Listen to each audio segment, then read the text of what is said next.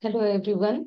I'm Geetmala Sarkar. I'm a watercolor artist from India, New Delhi, and I welcome all of you to this free watercolor workshop. And it is regarding a subject which we have chosen, which is a bird painting. So we have called it the bluebird painting. So I will start with the workshop, and I hope all of you are joining in. And Tanya Akhtar has already joined in. Thank you, Tanya, and she's from Bangladesh. If you want to share anything, please do unmute yourself and share whatever you want to share. And if you have any questions, you can write it down and I will certainly answer them.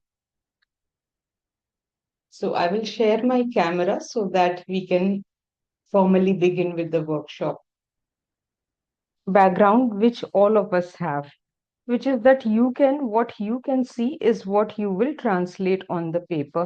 The one most important thing which is to be noted here is that whenever I'm doing a background, let's say we will do it in parts. Okay, one part, two part, three part, fourth part.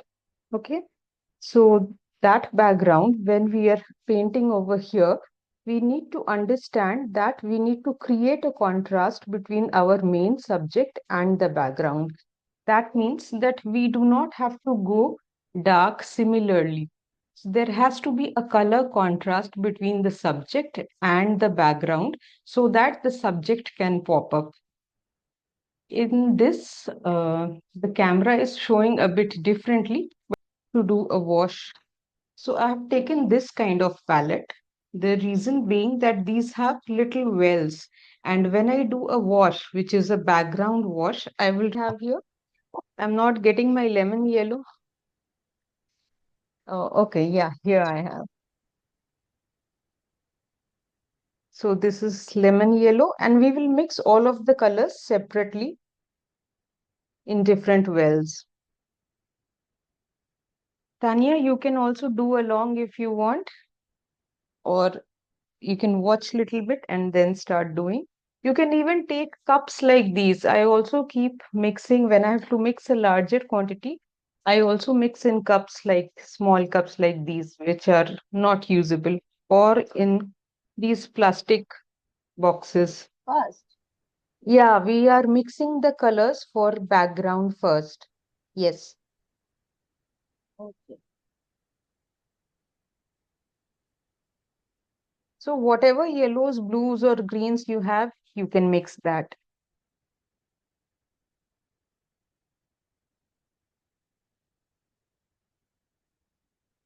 We will be doing a wet on wet first.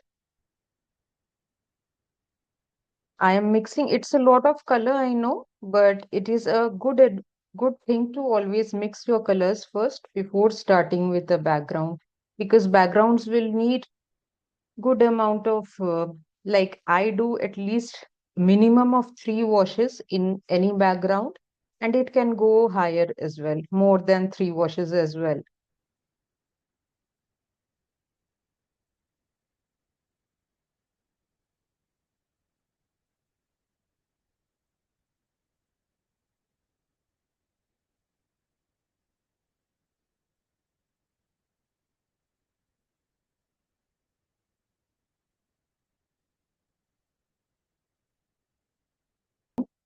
Wet down your watercolor paper considerably, nicely and evenly. We don't want to form puddles of water. That is, we don't want a lot of static water accumulating at one place. That's why we will paint throughout, do a wash where we will, since we will do more than once, so we have to apply a thin coat of our paint on this, on the wet surface which we have just created. This is the wet surface, and I am putting in thin coat of paint. And if there is a lot of water, you can even move your paper so that the water can spread on its own. If there is too much water, then you just tilt your paper. Sorry, this is a thirsty brush. See, it has soaked up all the water. So the same thing we will do in parts in the background. But we will use different colors and more than one color. So let us do this small part, this small triangle shape.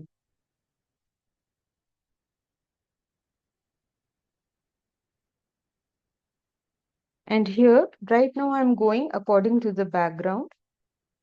So on this side, it is relatively lighter, and on the other side, it is relatively darker. But it is just green. So I'm taking sap green and I'm putting my sap green at the place where I found this image to be darker. So that when the water spreads from the darker area to the lighter area, it will diffuse and get lightened on its own, because what the paint will go wherever the water flows. Okay, taking some yellow, mixing little bit of lemon yellow here,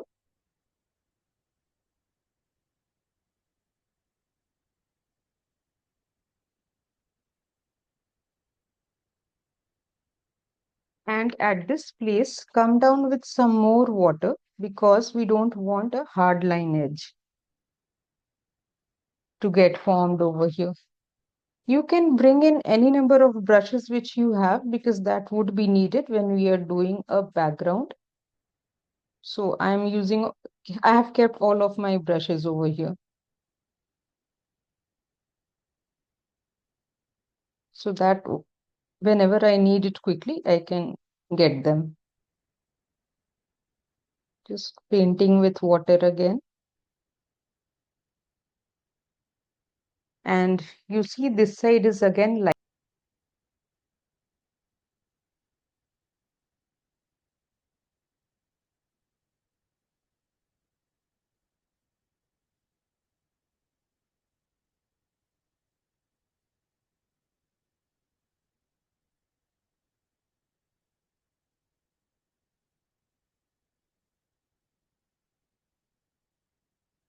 And this part, the next section, as you will see, is slightly darker.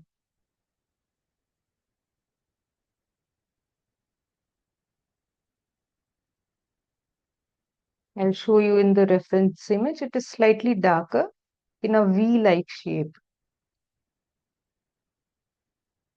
So I'll take some of my darker green and I will place it here.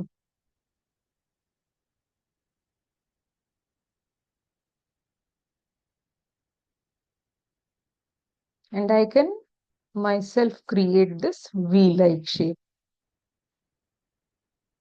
Or you can also tilt your paper and you will get the shape. Right now, we are not very much bothered about the shape that we are getting, but we need to keep in mind that the contrast has to be maintained. That is, if we are doing a white body of the bird, we don't want to be very light over here. Similarly, this bark will be brownish. So in contrast, we have this dark green, which will look good. This paper is very wet now, so I can place my colors and still not get a hard line edge.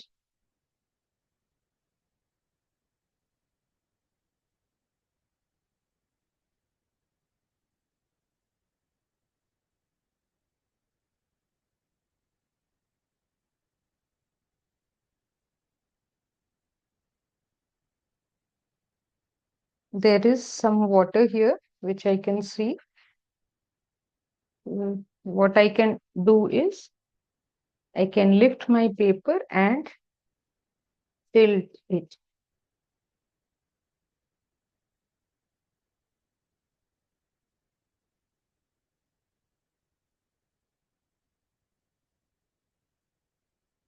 If you see that the water is going towards the lighter side, you can tilt it back or to some other side.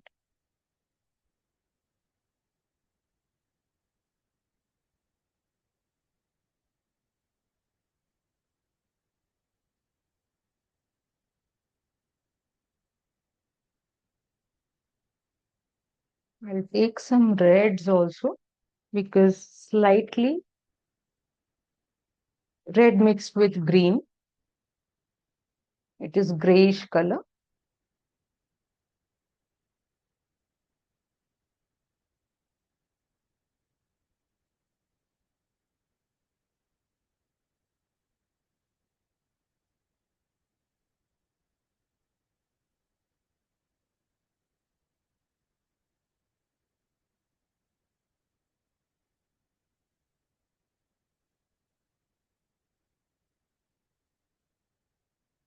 Here it is drying up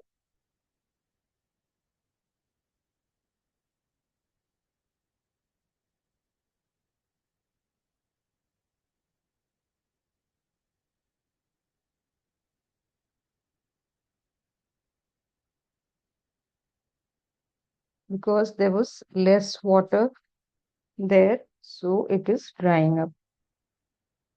So I'll, with a damp brush, I'm putting in little bit of water, not much.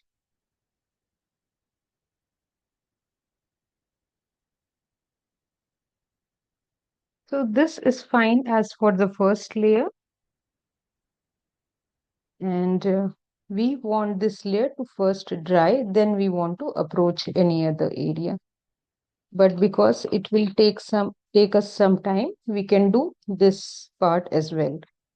So I will turn my sheet the other way.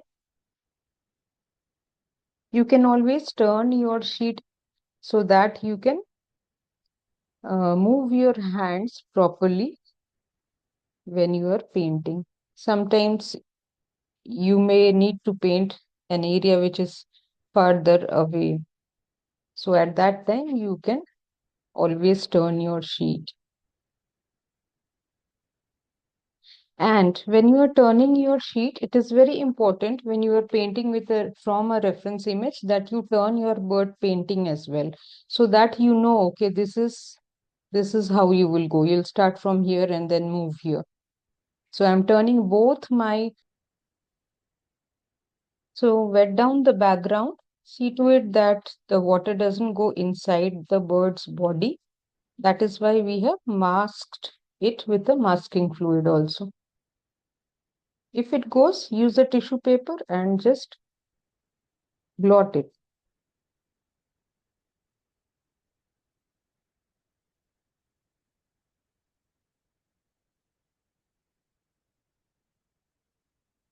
So I will apply a thin layer of paint here. I'm using sap green again.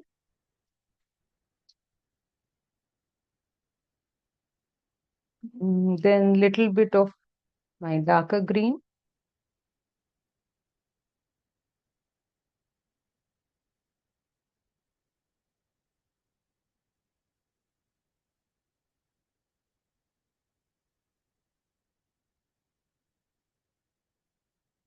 Okay, one more thing is that this branch is coming on top of this, the background, the color over here and here has to be similar. If this is dark green, this cannot be very light.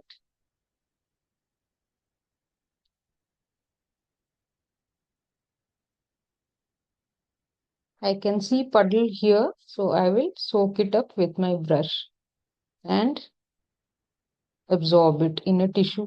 Here also a puddle. I'll soak it up in a brush and I will absorb it. Okay, so what I was saying is that the color behind this branch don't need to be very stark in in their values. Value is basically how light or how dark a color is. So if we have a lighter green that side, we need to have a lighter green this side as well, so that the painting looks uniform.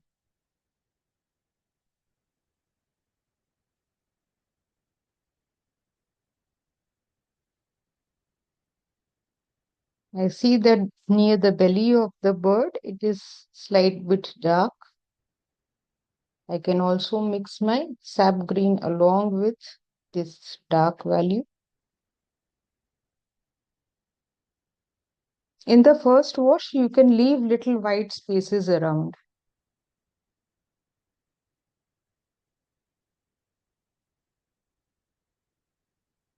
If you have blue, you can add some blue over here.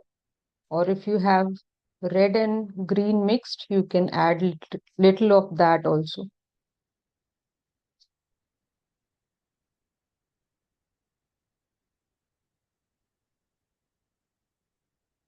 I'm tilting my paper for the paint to flow. And I'm deliberately leaving some gaps.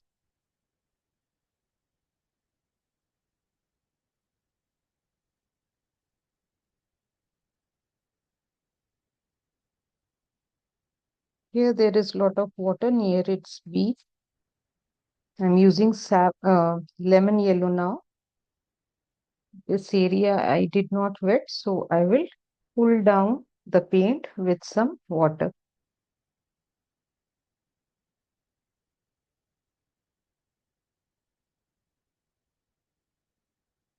Now I've put water, I'm pulling down the paint with it.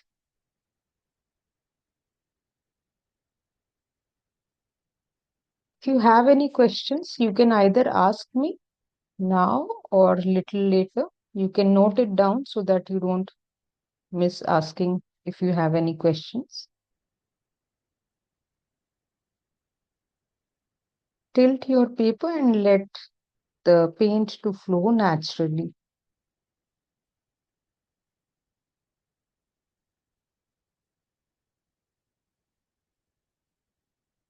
I need some more yellow over here.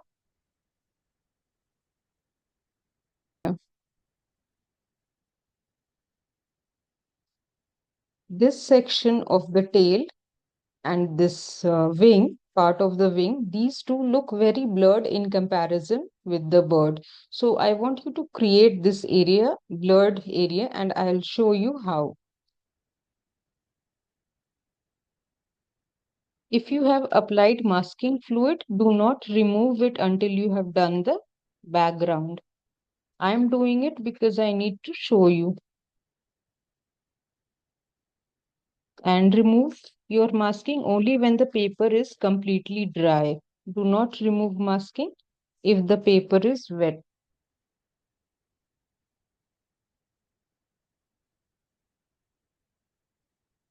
So again, whenever we need a background which is blurry, we have to do wet on wet because there are no crisp edges in a blurry background.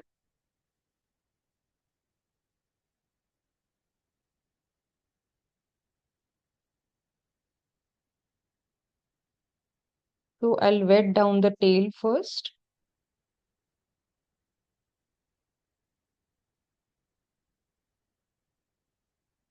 Some water moved out, so I'm just soaking it up out of the boundary of the word. And we need a grayish color for the tail.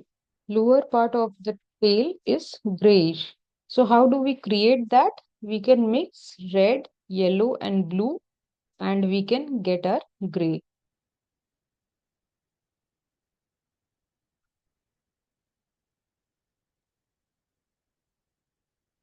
This part is lighter, so we can leave it for now. We don't have to go into the lighter section right now.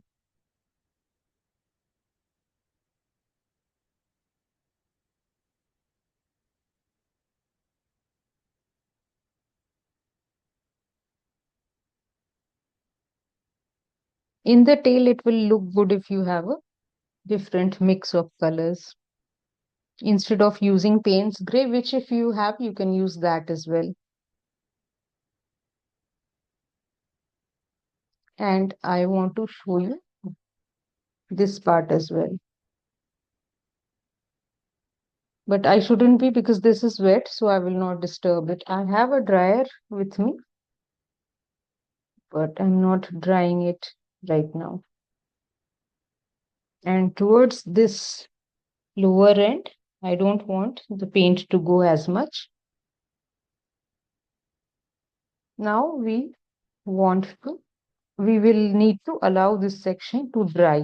Little bit of paint will go into the white areas of the feather, and that is okay. Like here, the whitish area. In this painting is that first we look at the reference image and understand where the lights are on this branch. So on this branch, there is some light we can see over here and some light we can see over here. So we will put pale colors in the initial layers in this area as well as in this area, wet on wet. So I need to create orange. Now I haven't had any orange color since whenever I have been painting. So I have my red and yellow and I'll mix the two and create orange.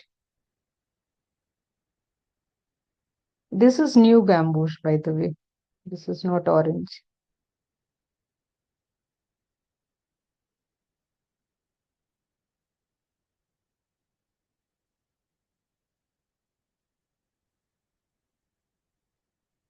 With gaps in between.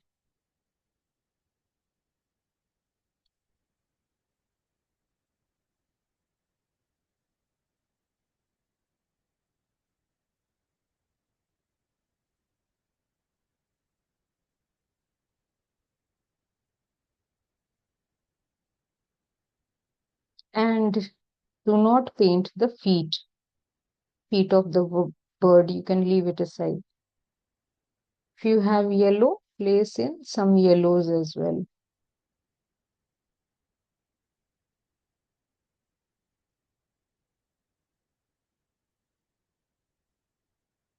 I will mix some purple or yeah, purple, little bit of blue and red can make purple.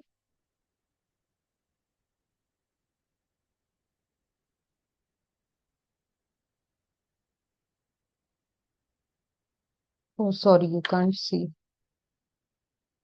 Completely following it because we need to place these random dots and dashes. So this area has also become wet now and we want it to dry up first. There's another way I want, which you can do when you are painting the branch, which is that you can paint in these marks which you have created on the branch. For example, or even if you haven't created the marks, you can still paint them. Maybe there is no such mark, but you think that it will look good on the painting, so you can create that. So that is what I'm doing here because I missed these two. I just saw.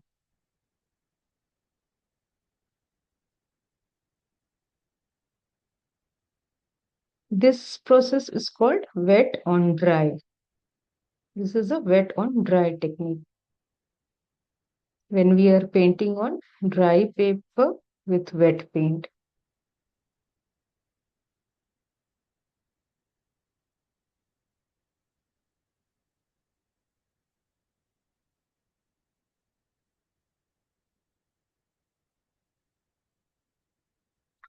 We don't need to continuously do we don't need to create these marks with one color continuously. We can change our color.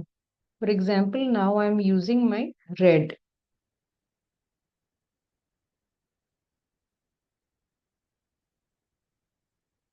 I can even use blue on its own.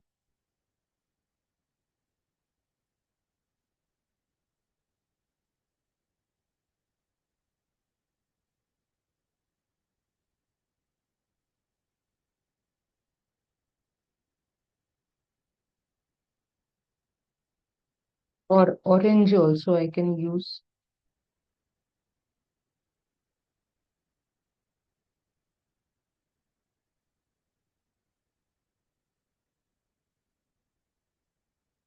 And in between, if you see any shapes, you can fill it with the other color. Earlier I used maroon, now I'm using orange. And now I'm going to yellow.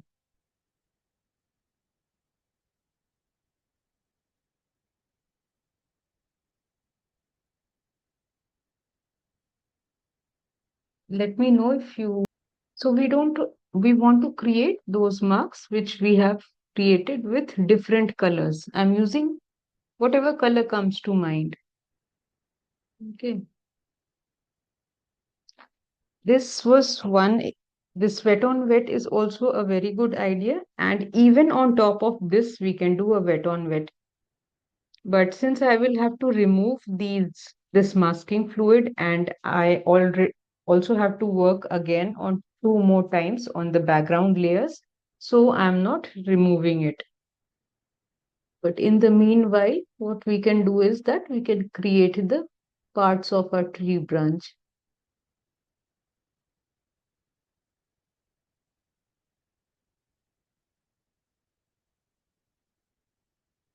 You can paint in with clear water and add in colors like this.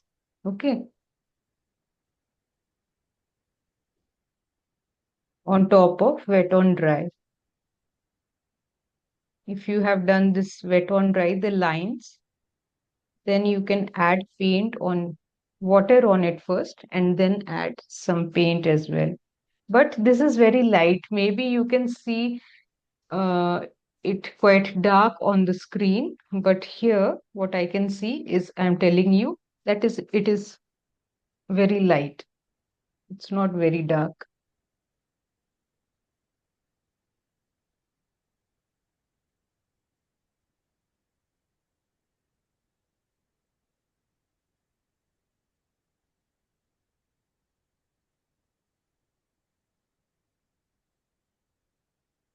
Here I see that the color is a bit orangish and pinkish in where this branch is starting. So I'll put some orangish color here.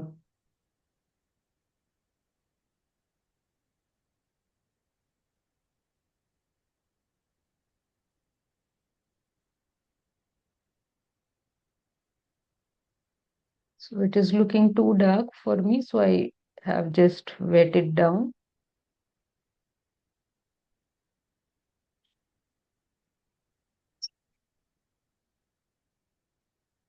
This, the last part of the background also, we still have some time.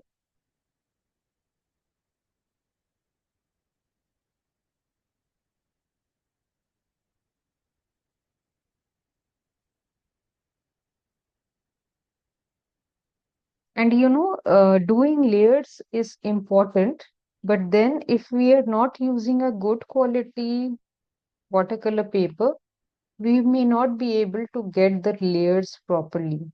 What happens is that the other kinds of paper, since they are not 100% cotton paper, so they give away. They are not able to tolerate so much water.